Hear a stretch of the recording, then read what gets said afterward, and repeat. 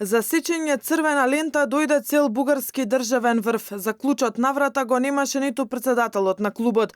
Речи се цела година им требаше на македонските институции да го затворат клубот Ванчо Михајлов во Битола, иако македонската јавност остро се противеше на отварањето, а уште повеќе на неговото функционирање и фашистичко име. Додека бугарскиот клуб се отвораше со сите почести на улица Рузвелтова во Битола, во куќа на еврејско семејство кое било депортирано за време на нацистичката ера, македонските власти ги немаше никаде. На премиерот му требаа 10 дена за да каже дека бил разочаран и незадоволен, а министерот за надворешни пак релативизираше.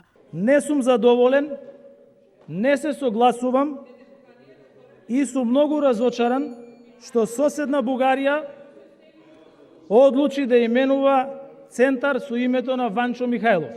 По одговор на омраза јасно кажува нашето законодавство што е омаловажување поради карактеристики на човек или припадност во група. И мислам дека ако го прошириме тоа во историските интерпретации, тогаш мислам дека отвараме токму поле за такви ризици. Македонците не останаа рамнодушни на бугарскиот клуб со фашистичко име, па на почетокот на јуни беше вандализиран, зашто обвинет и осуден условна казна беше Ламбе Алабаковски. Македонската јавност застана позади Алабаковски, па дури излезе и на протести. Куваме на слобода на Ламбе Алабаковски.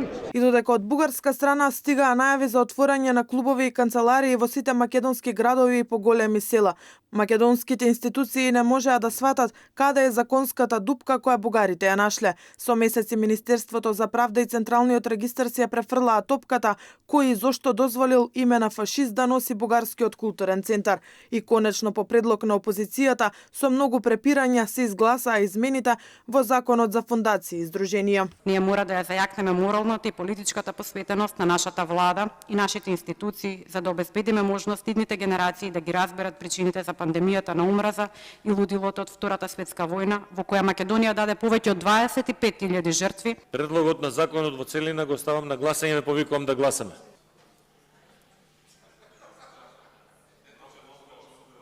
Беше утврдено дури и дека бугарскиот клуб во Битола дискриминира по национална и етничка припадност. Комисијата за спречување и заштита од дискриминација утврди продолжено и повеќекратно вознемирување како потежок вид дискриминација врз членови, семејства, поддржувачи на Сојузот на борците на НОБ, но и кон македонскиот народ и сите заедници кои живеат во Македонија. Комисијата констатираше дека бугарскиот клуб вршел промоција на ликот и делото на Ванчо Михајлов. Целите на здружување на Сдруженијето Културен центар Иван Михајлов се сосема спротивни од она што значи слобода на здружување.